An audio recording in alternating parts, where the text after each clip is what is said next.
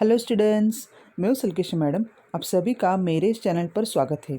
आज हम पढ़ेंगे RDBMS में कोड्स 12 रूल्स। तो चलिए शुरू करते हैं। RDBMS introduction. अभी ये कोड्स जो है इनके 12 रूल्स है। अभी ये पहले देखते हैं डेवलप बाय। अभी ये डेवलप किया है डॉक्टर एडर फ्रैंक कोड ने, जिसको हम EF कोड भी बोलते हैं। Next, a database must obey in order to be regarded as a true relational database. अगर किसी भी डेटाबेस को रिलेशनल डेटाबेस कहना है तो उसके लिए उसको कोई रूल्स ओबे करने पड़ते हैं। Next, these rules can be applied on any database system. अभी ये जो रूल्स है किसी भी डेटाबेस सिस्टम को हम लोग अप्लाई करेंगे दैट मैनेजेस स्टोर डेटा। कहाँ अप्लाई होंगे वो? जहाँ पर स्टोर डेटा है, using only it's relational capabilities. तो शुरू करते हैं रूल नंबर 0 से। ये जो है this is a foundation rule, ये है उसे foundation rule for any system that is claim to be a relational database management system. कोई भी सिस्टम अगर वो क्लेम करता है कि वो एक रिलेशनल डेटाबेस मैनेजमेंट सिस्टम है, जो कि है RDBMS, विच एक्ट। अभी ये जो रूल है it acts as a base for all other rules. सभी रूल्स के लिए ये बेस रूल करके एक्ट करता है। नेक्स्ट, रूल नंबर 1 का नाम है information rule. Everything in the database must be stored in a table format. अभी सब कुछ स्टोर कैसे करना है? टेबल फॉर्मेट में। टेबल फॉर्मेट मतलब क्या? रोज़ और कॉलम के फॉर्मेट में। अभी यहाँ पर हम लोग देख सकते हैं ये कि स्टूडेंट टेबल है, और स्टूडेंट टेबल में ये रोज़ है और कॉलम्स है। अभी कॉलम्स में ये है रोल नंबर, स्टूडेंट नेम और सिटी। अभी रो है रोल नंबर है 10, स्टूडेंट नेम है प्रियंका और है मुंबई से। फिर है 20 सुनील जो कि है दिल्ली से। 30 अजय और इनका है नल वैल्यू। और ये जो सिंगल बना हुआ है ये एक सेल है जो येलो में हाईलाइट है 20। Okay. Rule number 2, guaranteed access rule. Guaranteed access मतलब क्या? Guaranteed access, every single data element is guaranteed to be accessible. हर एक डेटा है वो गारंटी करता है एक्सेसिबल के। कैसे? टेबल नेम से, प्राइमरी की से, एट्रीब्यूट नेम से। टेबल नेम मतलब यहाँ पर ऊपर जो टेबल बना हुआ है उसका नेम है स्टूडेंट। प्राइमरी की जो है वो रोल नंबर, और एट्रीब्यूट्स, ये जो एट्रीब्यूट्स है रोल नंबर, स्टूडेंट नेम और सिटी, ये इसके एट्रीब्यूट्स है। रूल थ्री है systematic treatment of null values. Systematic treatment of null values. Null values को सिस्टमैटिकली ट्रीट करो। Null values in a database must be given a systematic and uniform treatment. उसको कैसे treatment देना है? Systematic और uniform. Null can be interpreted as data missing. Null को कैसे interpret करता है कि डेटा मिसिंग, मतलब पूरा डेटा मिसिंग है, नहीं है, data is not known, data पता नहीं, then it is blank space, और data is not applicable. Okay, यहाँ पर हमारा जो टेबल था वहाँ पर हमने ये ब्लू में दिया था, देखो नल वैल्यू, ये नल उसको ऐसे रिप्रेजेंट करते हैं, NULL इसको यहाँ पर लिखते हैं, दिस इज़ नल वैल्यू।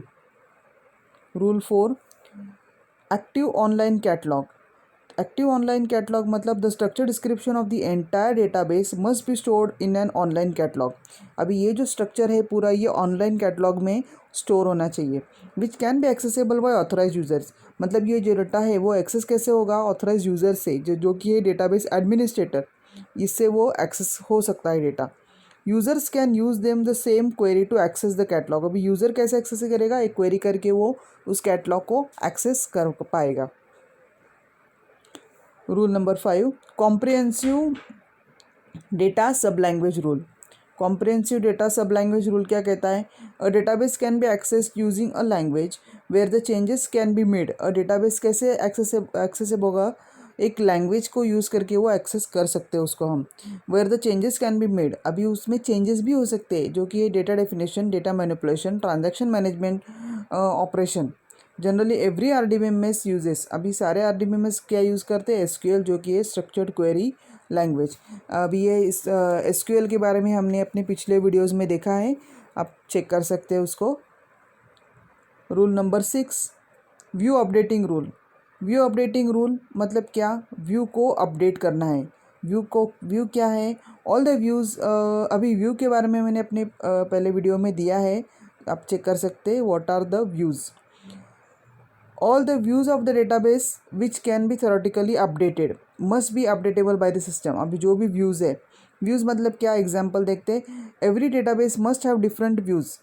अभी सारे डेटाबेस को अलग अलग व्यूज़ हो सकता है. सपोज़ हम लोग अभी एक वेबसाइट के बारे में बात करते हैं जहाँ पर प्रोडक्ट सेल होते हैं.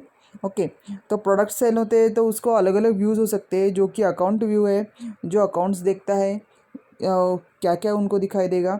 फिर सेल्स व्यू है, सेल्स के हिसाब से वो कैसे दिखेगा. और कस्टमर व्यू है, कस्टमर को क्या दिखेगा. तो ये सारे अलग अलग व्यूज़ उसको दिए हैं, जो कि है व्यू अपडेटिंग रूल में. Next rule number 7, high level insert update और डिलीट रूल. अभी इंसर्ट अपडेट और डिलीट और RDBMS must support high level insertion. जो इंसर्ट अपडेट और डिलीट को वो सपोर्ट करता है. और साथ ही में it also must support union, intersection और माइनस. यूनियन, इंटरसेक्शन और माइनस भी ये सपोर्ट करता है. यूनियन, इंटरसेक्शन और माइनस के डिटेल्स मैंने अपने पहले वीडियो में दिए हैं, आप चेक कर सकते हैं. Operations to yield set of data records. Rule number 8, physical data independence. The data stored in a database must be independent of the applications that access the database. ये कैसे चाहिए, independent चाहिए, accessible. Any changes in the physical structure of the database must not have impact on how the data is being accessed by external applications. जो भी हम लोग changes उसमें करेंगे उसको effect नहीं होना चाहिए external applications में. एग्जाम्पल, यहाँ पर एग्जाम्पल है, any physical changes made to the website should not affect the user accessing it. मतलब जो भी हम लोग फिजिकली वो डेटा को वेबसाइट को अपडेट अगर कर रहे हैं तो यूज़र को पता नहीं होना चाहिए, या तो उसको इफेक्ट नहीं होना चाहिए हमारा डेटा एक्सेस करने के लिए, यूज़र को डेटा एक्सेस करने के लिए. Rule number 9, logical data independence. Logical data independence में the logical data in database must be independent. अब ये लॉजिकल डेटा कैसे होना चाहिए, it should be independent of its users view application. अभी जो यूज़र का एप्लीकेशन होगा उसके हिसाब से वो इंडिपेंडेंट चाहिए. That is any changes made at the logical data must not affect the application using it. Example, if the two tables are merge और स्प्लिट, वो दो टेबल्स को अगर मर्ज करना है या तो स्प्लिट करना है, it should not impact on the application. कोई भी एप्लीकेशन में वो उसका इम्पैक्ट नहीं होना चाहिए. Next rule number 10, integrity independence. Integrity independence मतलब क्या, any data inserted in a table, कोई भी डेटा अगर जो टेबल में इंसर्ट किया हुआ है शुड मेंटेन इट्स इंटीग्रिटी. सबसे इंपॉर्टेंट, इंटीग्रिटी उसका मेंटेन होना चाहिए. No changes in its values. Example यहाँ पर दिया है, 10 is inserted in a table. ये जो छोटा टेबल है यहाँ पर 10 इंसर्ट किया है, तो अगर 10 इंसर्ट किया है तो no changes in the value should be there. 10 insert किया है तो 10 ही होना चाहिए, उसका वैल्यू चेंज नहीं होना चाहिए. That is maintaining the integrity.